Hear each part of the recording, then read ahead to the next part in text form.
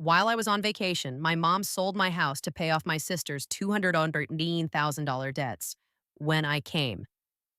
Welcome back. Hit that like button, share with your friends, and subscribe. Today's story will blow your mind. I remember the way the ocean smelled that morning, like salt, sunlight, and freedom. It was the first real vacation I'd taken in years. I'd been working myself to exhaustion, saving every dollar, every moment, every ounce of energy to finally breathe for once. The waves rolled in slow and heavy, and for the first time in a long time, my heart felt light.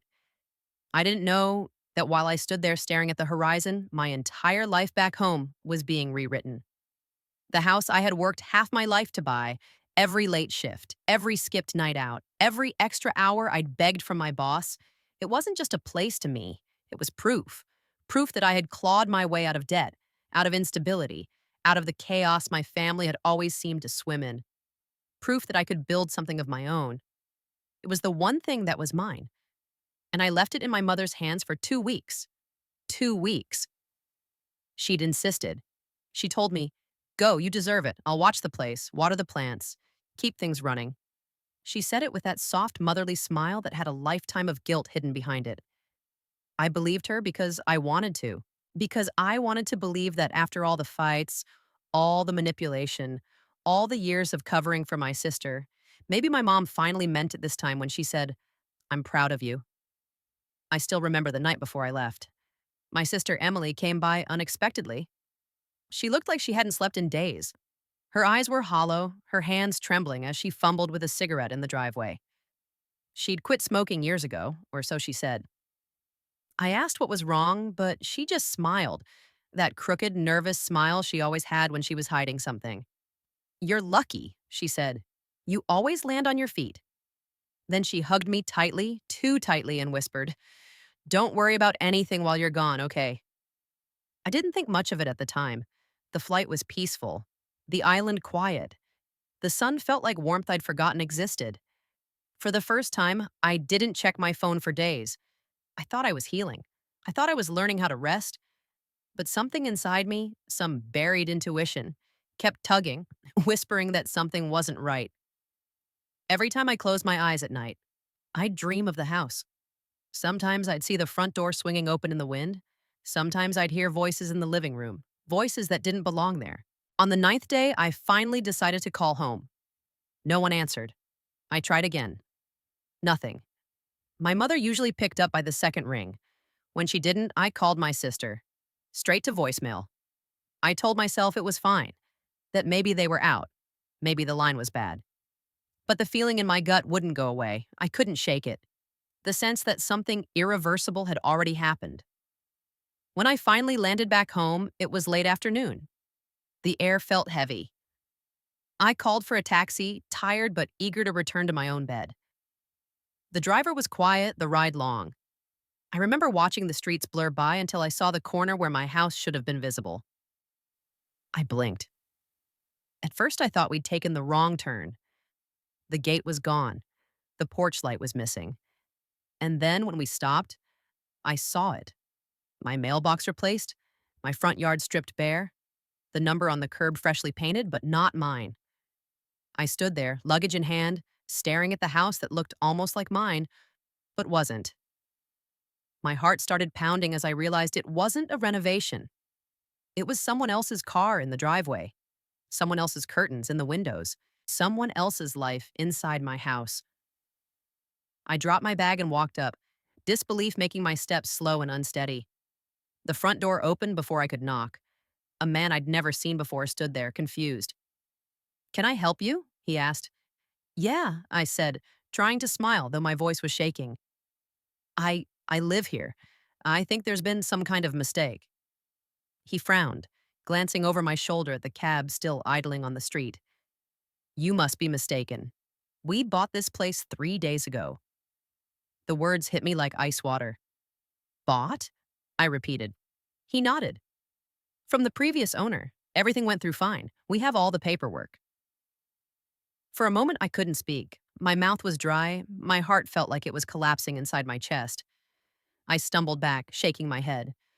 "No, no, no, there has to be some mistake," I whispered. But deep down, I already knew who had done it. I called my mother. No answer.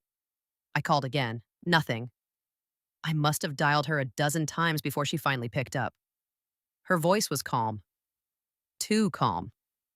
"Oh, honey," she said softly. "You're home already?" "Mom," I said, my voice breaking. "What happened to my house?" There was silence on the line for several seconds. I could hear her breathing. Then quietly she said, "We had to do it. You'll understand soon." "We?" I snapped. "Who's we?" "Your sister," she said. "Emily was in trouble again. Serious trouble this time. We didn't have another choice." I remember the world spinning around me. I felt like the ground had disappeared. "You sold my house? My house? To pay off her debts?" Her voice cracked slightly. "She owed $214,000. Loan sharks, collectors, they were threatening her. They said they'd hurt her, or worse. I couldn't just let that happen. I had to protect her." "By destroying me?" I shouted. People on the street were staring now, but I didn't care. "You sold the only thing I had, Mom. The only thing that was mine." Her voice trembled, but she didn't apologize. "You'll understand one day," she said. "You have a good job. You can start over." Then she hung up. I stood there, frozen, phone pressed to my ear even after the call ended. The driver called out, asking if I was okay. I didn't answer. I couldn't. I was hollow. I ended up checking into a cheap motel that night because I had nowhere else to go. I sat on the edge of the bed, staring at the peeling wallpaper, trying to process what had just happened. Every memory of that house flooded my mind. The way the morning light hit the kitchen tiles, the sound of rain against the roof, the nights I stayed up painting walls I could barely afford to paint. Gone. All of it. I pulled up my email, desperate for something. Anything that might prove this was some sort of misunderstanding. But there it was. The sale documents. Electronic signatures. My mother's name listed under power of attorney. A document I didn't even remember signing years ago when I was helping her manage some bills. She had used that to legally sell my house without even telling me. That night, I couldn't sleep. Every time I closed my eyes, I saw Emily's face. I imagined her crying, apologizing, begging for help. And then I saw my mother's. Calm, self-justified, unwavering. It was as if betrayal ran through her blood and I had been blind to it all along. In the morning, I went to confront her. Her house looked the same as always, perfectly neat, perfectly innocent. She opened the door before I could knock. Her expression was unreadable. "Don't start yelling," she said quietly. "Come inside." I stepped in, every nerve in my body screaming. "I want an explanation." She sighed, gesturing for me to sit, but I didn't. "Emily's life was at stake," she said again. "She got mixed up with the wrong people. They were going to hurt her. I couldn't stand by and let that happen. What would you have done?" "I would have told her to face her consequences," I said coldly. "I would have told her to take responsibility for once in her life. You didn't save her, Mom. You enabled her. You always have." Her eyes hardened. "You think I don't know that? You think I haven't spent my whole life trying to fix the messes she creates? You're her brother. You should care about her too." "I did," I said quietly, "until she destroyed everything I built." There was movement in the hallway. Emily stepped out, her eyes red, her hands shaking. "I didn't know she was going to do it," she said softly. "She told me she'd figure something out.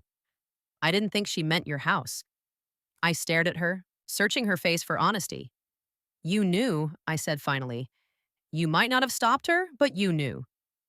She looked down, silent. That silence said everything. I left without another word. For weeks, I crashed on friends' couches, trying to piece my life back together. My job performance tanked. My boss asked what was wrong, and I couldn't even explain. How do you tell someone that your own mother sold your home out from under you like it was a used car? The thing that haunted me most wasn't the loss of the house. It was the way she sounded on the phone that day. Calm, justified, as if betraying me was something she had made peace with, as if she truly believed she had done the right thing. But there was something else too, something that didn't add up. The sale price listed in the documents was far less than the market value. My house had been worth at least $320,000, maybe more. but it sold for barely $250,000. Even if that money went entirely to pay Emily's debts, it still didn't make sense.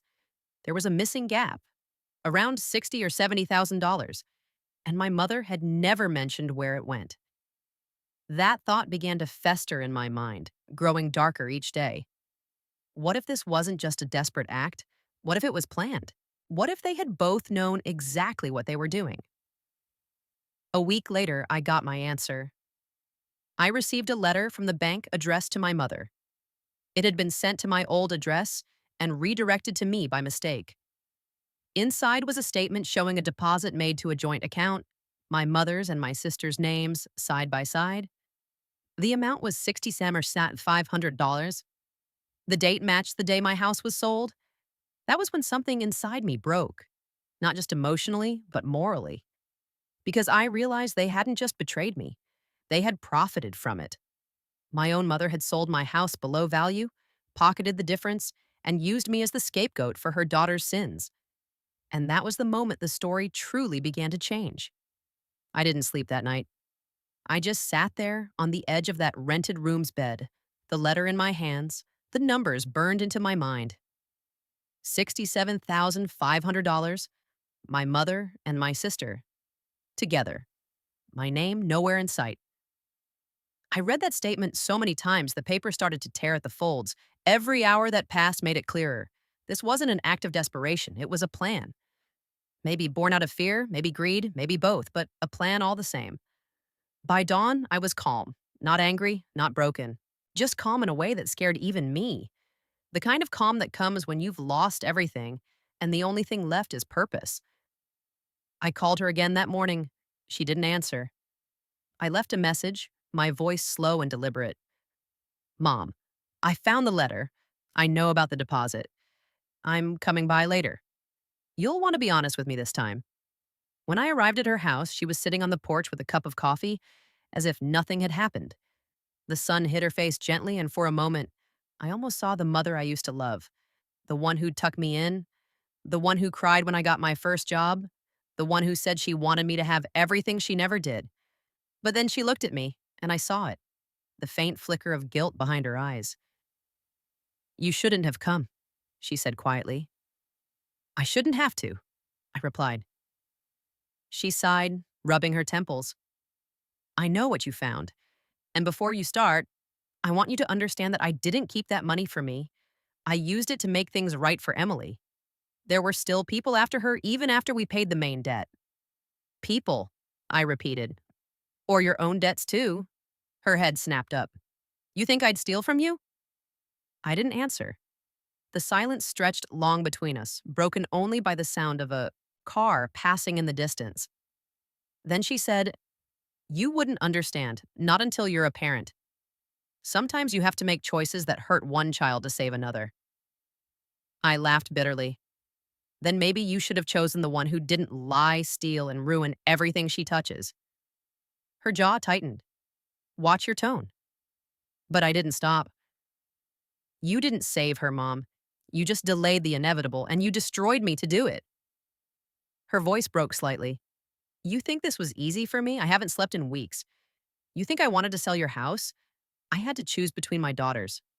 No, I said quietly. You chose the one who keeps destroying you. You always have. For a moment, I thought she'd cry. But instead, she whispered something I'll never forget. You were always strong enough to survive without me. She wasn't. And just like that, she turned away, as if that somehow excused it, as if being strong meant I deserved betrayal. I walked out without saying another word, but I didn't go far. I parked down the street and waited. Hours passed. Late afternoon faded into evening, and I watched the house from the car. Around 8, Emily's car pulled into the driveway. I saw them through the living room window, her pacing, my mother's, gesturing wildly, both of them arguing. At one point, my mother slammed her hands on the table. Then Emily stormed out, crying, slamming the door behind her. She got in her car and drove off fast. Something inside me told me to follow. She drove across town, out near the industrial district, to a small bar I'd never seen before. The kind of place where the neon lights flicker and the parking lot is half gravel, half regret. She went inside, alone. I waited in the car, engine off, lights dim. After about 20 minutes, a man came out. Tall, heavy, rough looking, tattoos creeping up his neck. He glanced around, then leaned on a black SUV and lit a cigarette. I recognized him immediately. He was one of the names I'd seen on an old message thread of hers, the man she'd borrowed money from months ago. A man with a reputation for collecting his debts the hard way. He wasn't supposed to still be in the picture, not if my mother had really paid them off. I watched him finish his cigarette, drop it, and walk back inside. Then I made a decision. I got out of the car and followed him in. The bar was dim, thick with smoke and old music. My sister was sitting in a booth in the corner, eyes red, hands trembling. The man was across from her, speaking low, his expression somewhere between anger and amusement. I walked straight over.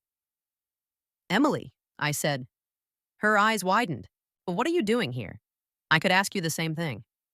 The man turned slowly, sizing me up. "Who's this?" "Her brother," I said. He smirked. "Ah, the homeowner." Something about the way he said it made my blood run cold. "What do you know about my house?" I asked quietly. He shrugged. "Let's just say your mom and sister made quite the deal. Pity you weren't around to enjoy it." My sister's voice cracked. "Please stop." But he leaned back, smiling like he was enjoying every second of this. "You think that money covered it all?" "Nah, she still owes. And guess what? Your dear mom took some of it back for herself. Said she needed a little compensation for her trouble." I turned to Emily, but she couldn't even look at me. "Tell me he's lying," I said. Her lips trembled. "It wasn't supposed to go like this." That's when I realized the depth of it. My mother hadn't just sold my house. She'd used the debt as an excuse, made a side deal with these people, and pocketed money behind even Emily's back. And Emily, she'd been too scared or too broken to stop her. I walked out of that bar numb. The night air was cold, the kind of cold that sinks into your bones. My sister followed me out, begging me to listen. "I didn't know she'd take money for herself," she said, crying. "She told me it was all to save me, I swear." "Stop," I said. "Just stop. Every word out of your mouth is another lie you learned from her." She grabbed my arm. "Please, I need your help. They're still after me. She didn't pay them everything. They want more." I pulled my arm away. "I don't care. You made your bed. Lie in it." She sobbed as I got in my car, but before I drove off, I looked at her one last time, and I saw it. The fear. The same fear I'd seen in her the night before I went on vacation. It was real this time. For the next few days, I tried to drown myself in work, pretend none of it existed. But my conscience wouldn't let me. Something about that man's words, that tone, that smirk, it stayed with me. I needed to know how deep this went. So I started digging. I called the realtor who handled the sale. She hesitated to speak at first, but loosened up when I mentioned legal action. According to her, my mother had insisted on handling everything privately. No open listing, no inspection. Just a quick sale to a cash buyer she already had lined up. "Wait," I said. "She had the buyer before the house was even listed?" "That's right," the realtor said. And she was adamant it closed fast. Seemed urgent. I thanked her, hung up, and did some research. I found the buyer's name. It didn't take long to connect the dots. The buyer was a holding company registered under a different name, but one that traced back to the same man I'd seen at the bar. My stomach dropped. My mother hadn't just sold my house. She'd sold it to the very people my sister owed money to. That meant this wasn't just theft. It was leverage. Collateral. The realization hit me so hard, I had to pull over on the side of the road. Everything she'd said about saving Emily had been a lie wrapped in half-truths. She hadn't paid them off. She'd handed them my property to buy time. And now I understood why she sounded so calm when I first called her from the airport. Because to her, it was already done. There was no turning back. The next day, I went back to her house. She didn't answer when I knocked, but I could hear movement inside. I banged on the door harder. Finally, she opened it just enough to see my face. "Where's the rest of the money, Mom?" I asked. Her voice was quiet. Go home. I don't have one, I said, remember? She looked away. You don't understand how dangerous these people are. I understand perfectly, I said. You sold them my house. Her lips parted slightly, but she didn't deny it. That silence told me everything. You think they're going to just walk away? I continued. You think giving them my house makes you safe? It doesn't. It never will. Tears welled in her eyes. I was trying to fix it. You don't fix fire by feeding it, I said. She looked older then, tired, fragile, almost unrecognizable. You don't know what they're capable of, she whispered. Then tell me, I said. Tell me before it's too late. But she didn't. She just closed the door slowly and locked it. That was the last time she looked me in the eye. That night, I couldn't shake the feeling that something was about to happen. I stayed up late, scrolling through old photos of the house, trying to hold on to some piece of what was gone. Then, around 2 a.m., my phone buzzed. It was Emily. Her voice was trembling. They came for Mom, she whispered. They're outside the house right now. I froze. Call the police. I can't, she cried. They said they'll kill her if we do. I grabbed my keys and ran out the door. The drive felt endless, every red light like a nightmare. When I got to my mother's street, I saw the black SUV parked outside, lights off. Two figures stood near the porch. One of them was the same man from the bar. I didn't think, I just acted. I pulled up fast, headlights blazing, and they scattered. I jumped out yelling, and they took off down the street. I ran inside. The front door was half open. My mother was sitting on the floor, shaking, her phone in pieces beside her. She looked up at me, her face pale. I told you, she whispered. You shouldn't have come. I knelt beside her. We have to go, now. But she grabbed my wrist, her grip surprisingly strong. It's too late, she said. You don't understand. I made a deal. They want something else now. What do they want? I demanded. Her eyes filled with tears. Not money, she said. You. And in that moment, everything stopped. For a few seconds after she said it, I couldn't move. My mind didn't know how to process those words. They want you. Everything in me froze, like my body refused to let the meaning in. Then I felt it, like a rush of electricity, fear cutting through my chest. What do you mean, me? I demanded. My mother was trembling. Her voice was weak, barely above a whisper. They said if I couldn't pay everything back, they'd take you instead. Said you'd work it off for her. You're the only one they think has anything worth taking. I felt sick. My stomach turned as the reality sank in. You told them where I live? She shook her head quickly. I didn't. Not at first. They found out. They said they know you work at the firm, that you make good money. They said if you don't pay what's left, they'll ruin you, or worse. I looked toward the window. The headlights were gone, but the street felt too quiet. The air was too still. Every shadow outside looked alive. You let them come here, I said quietly. She was crying now. I didn't know what else to do. The sound of an engine in the distance made me turn. Tires on gravel. I went cold. We have to go. I grabbed her arm and pulled her up, but she resisted. They'll follow you, she said. They'll follow both of us, I replied, pulling harder. Now move. We ran out the back door, through the narrow gate that led into the alley. The night smelled like wet concrete and danger. I could hear another car coming down the street, its engine slow, deliberate. I pulled her along, cutting between yards, keeping low. Where's Emily? I asked. She called me earlier, my mother said breathlessly. Said she was hiding at a friend's. She's lying, I muttered. She always is. We reached the end of the alley and came out onto a side street. My car was parked a block away, but I didn't want to risk leading them to it. I pulled out my phone and tried calling 911. No signal, just static. They're jamming something, I said under my breath. What? Never mind, keep moving. We crossed another yard, climbing over a low fence. My mother's breathing was shallow. She was struggling to keep up. You go, she gasped. Don't worry about me. I stopped and turned. I'm not leaving you. She looked at me, eyes glistening with guilt. You should have left me a long time ago. Before I could answer, I heard footsteps. Fast, close, coming from the alley behind us. I ducked, pulling her. Down behind a row of trash bins. Two men appeared, silhouettes against the dim streetlights. One of them was the same man from the bar. Check that side, he barked. They split up, scanning the area with flashlights.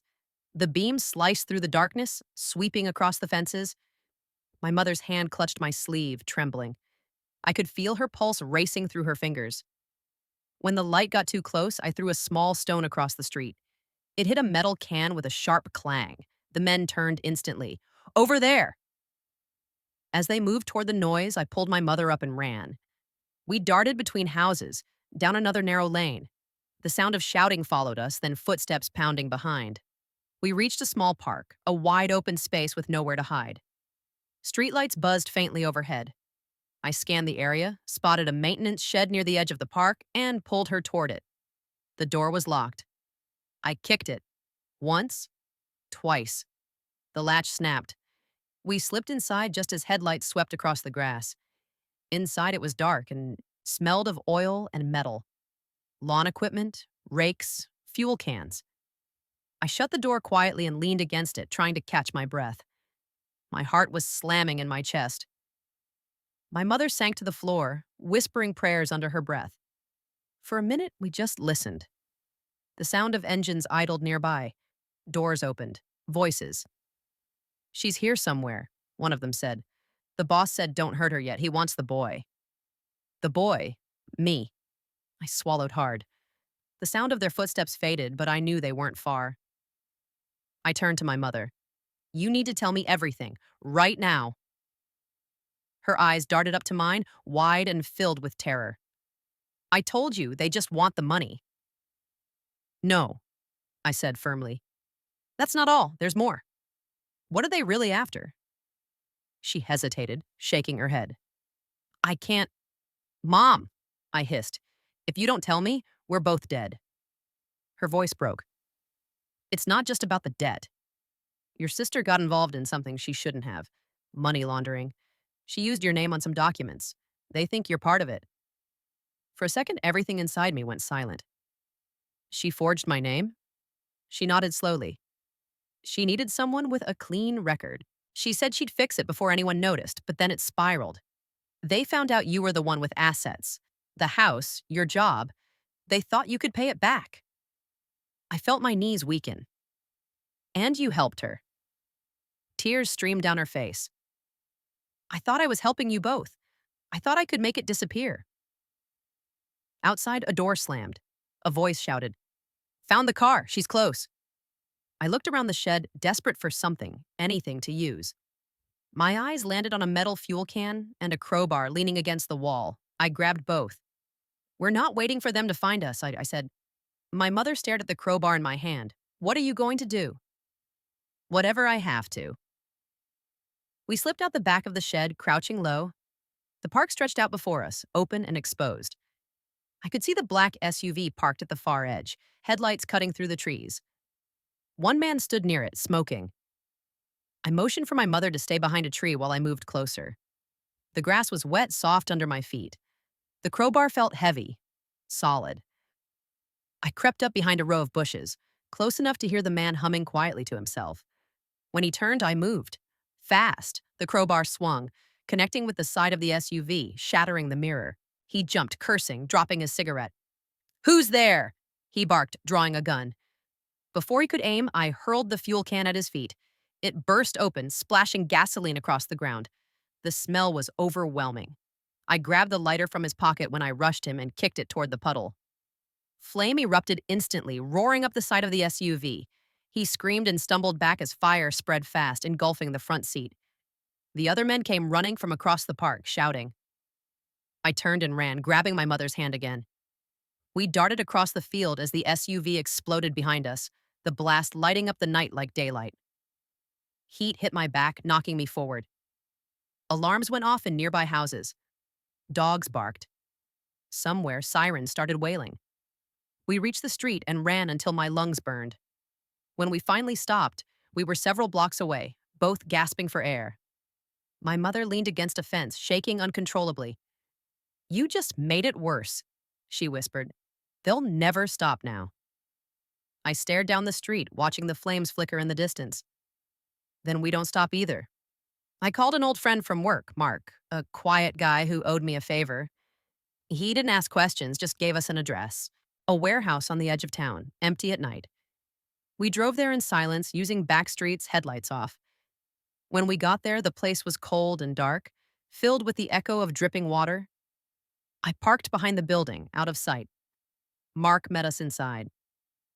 Jesus, you look like hell, he said. Thanks, I muttered. I need a phone and a computer. He led us upstairs to a small office space. I started digging into public records, cross-referencing everything, property sales, shell companies, debt transfers. It took hours, but I finally found it.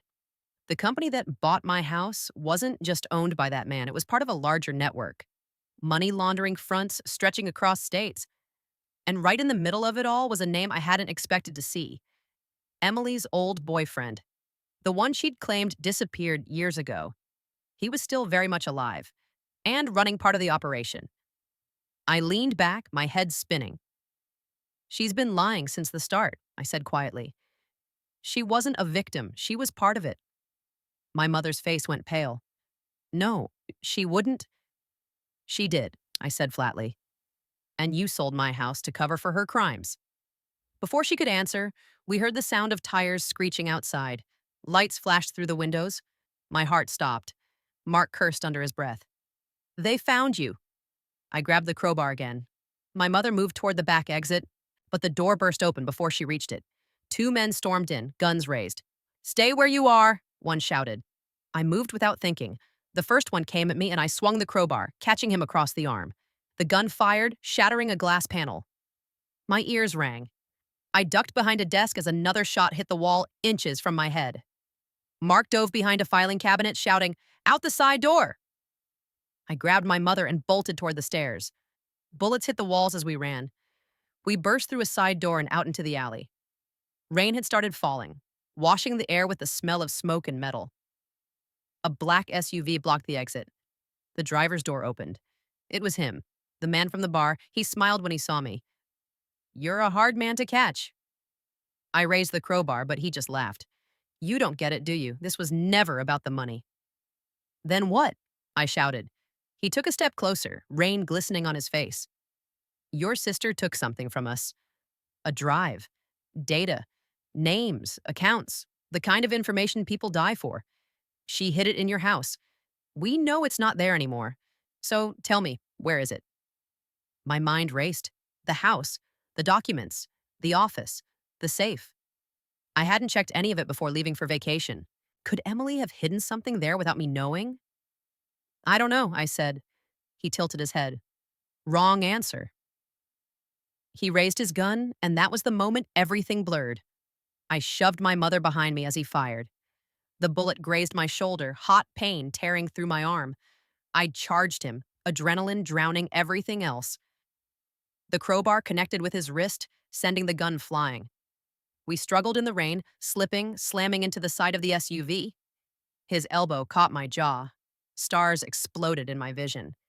He reached for a knife on his belt, but before he could pull it free, a blinding light filled the alley. Police sirens. He froze, just for a second, but it was enough. I swung again, hitting him across the side of the head. He dropped. I turned to my mother, who was crying, shaking, clutching her chest. It's over, I said, but even as I spoke, I didn't believe it. Because something in his last words stuck with me. She hid it in your house. The house was gone. Sold.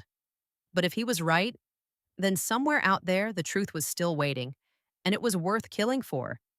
And I knew deep down that this was far from over. The rain had turned the streets into slick mirrors, reflecting the chaos of lights from the police and the black SUV we had barely escaped. My shoulder throbbed where the bullet grazed me, but I ignored it, adrenaline surging like electricity through my veins.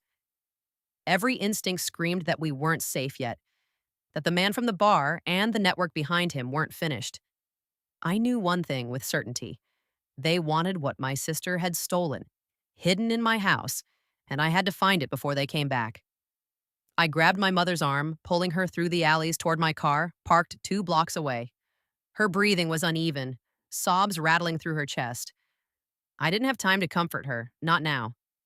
The moment we slid into the car, tires squealing across wet asphalt, I started the engine and peeled out. Taking streets I knew well, back roads that wove through the industrial edge of town. My mother kept glancing over her shoulder, her eyes wide, whispering, "They'll follow. They'll find us." I didn't answer. I couldn't. I was thinking, racing, planning. The drive to my old house, my lost house, was impossible through normal roads. I had to be clever. I had to stay ahead. The man at the bar hadn't been exaggerating. They had eyes everywhere. I glanced in the rearview mirror and saw nothing, too quiet, but that didn't make me feel safe. It never did.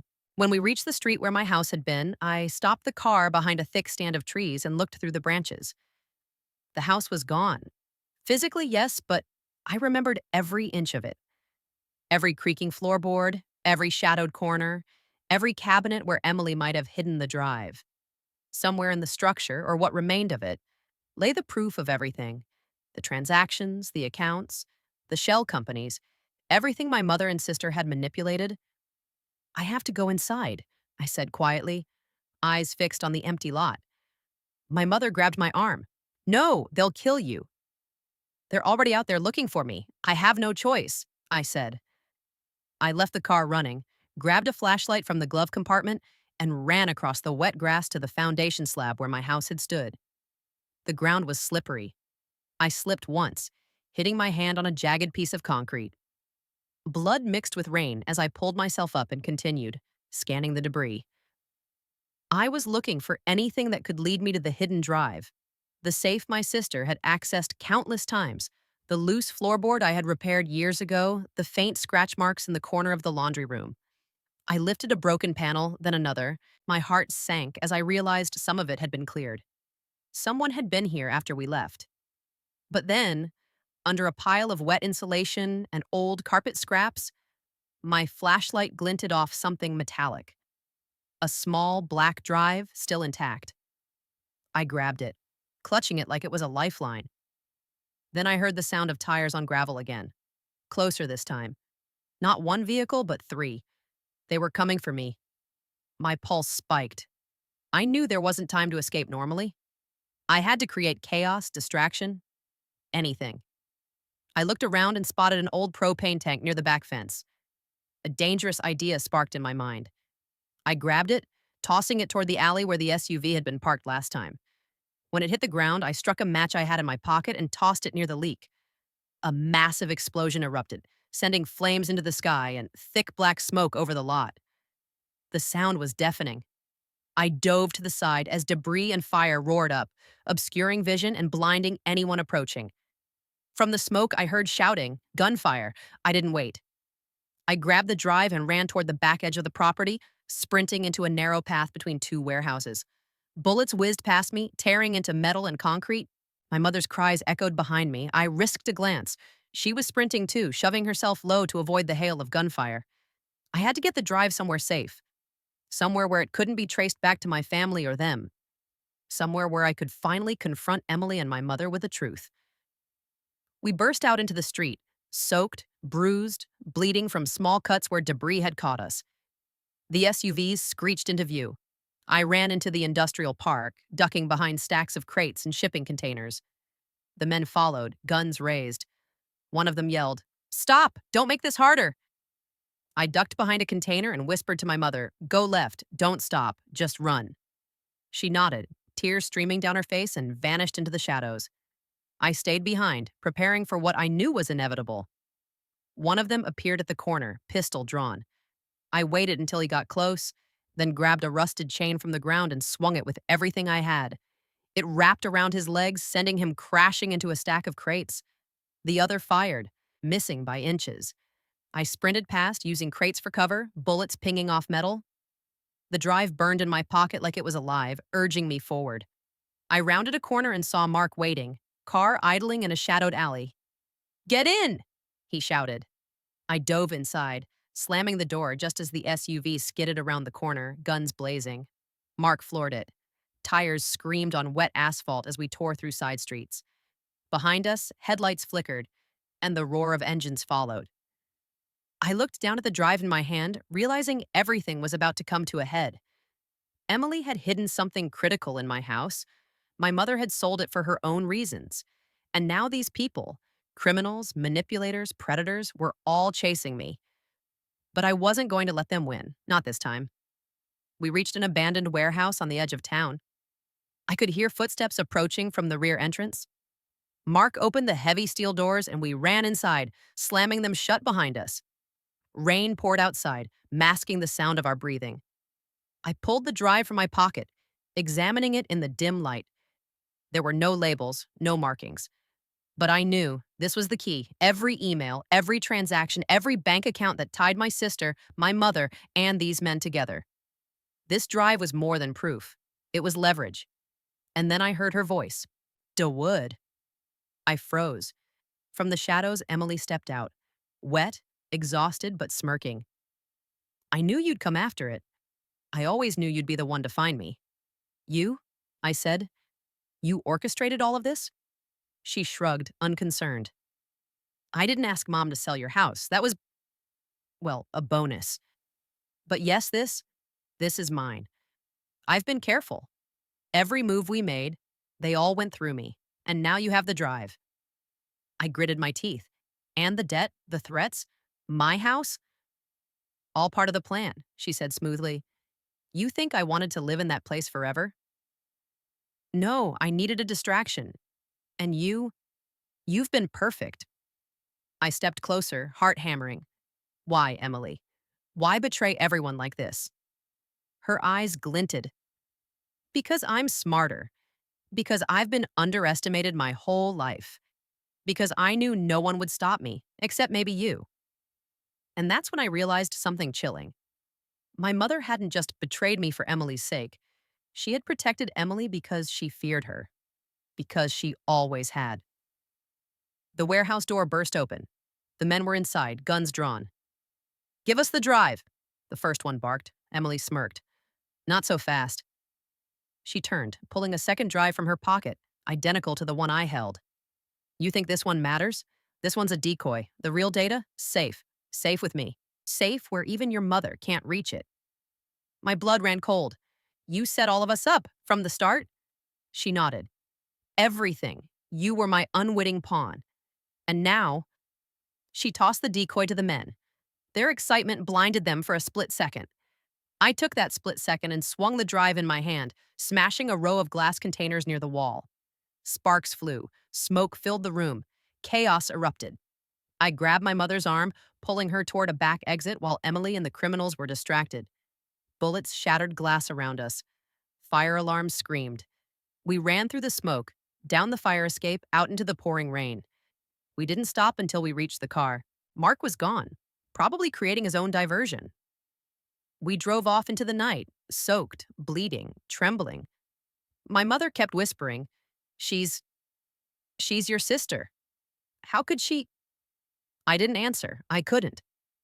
The truth had hit me like a punch to the chest. Emily had manipulated everyone from the beginning. The drive, the debts, the threats, they were all her design. And then it hit me. The ultimate twist. I looked down at the drive in my hand. I had assumed it was the decoy, too. I hadn't checked. And as I opened the laptop in the car, my heart froze. The files were all real. Every account, every transaction, every secret, they were mine to expose. But at the bottom of the main folder was a single file named DeWood, Trust No One. I opened it, and the first line made my blood run ice cold. Everything you think you know about your family is a lie, especially about Emily, especially about me. The screen went black as thunder cracked overhead. I realized then that the nightmare wasn't over, not by a long shot, and neither was the betrayal.